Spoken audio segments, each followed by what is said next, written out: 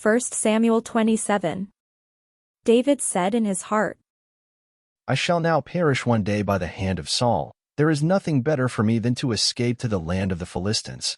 Then Saul will despair of seeking me any longer within the borders of Israel, and I shall escape out of his hand. So David set out and went over, he and the 600 men who were with him, to King Achish son of of Gath. David stayed with Achish at Gath, he and his troops, every man with his household, and David with his 2 wives, Ahinoam of Jezreel, and Abigail of Carmel, Nabal's widow. When Saul was told that David had fled to Gath, he no longer sought for him. Then David said to Achish, If I have found favor in your sight, let a place be given me in one of the country towns, so that I may live there. For why should your servant live in the royal city with you?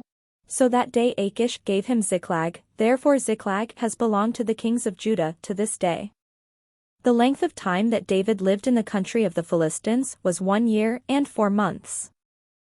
Now David and his men went up and made raids on the Geshurites, the Gersites, and the Amalekites, for these were the landed settlements from Telem on the way to Shur and on to the land of Egypt. David struck the land, leaving neither man nor woman alive, but took away the sheep, the oxen, the donkeys, the camels, and the clothing, and came back to Achish. When Achish asked, Against whom have you made a raid today? David would say, Against the Negeb of Judah, or against the Negeb of the Jerahmeelites, or against the Negeb of the Kenite.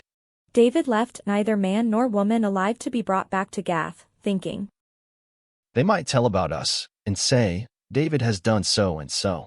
Such was his practice all the time he lived in the country of the Philistines.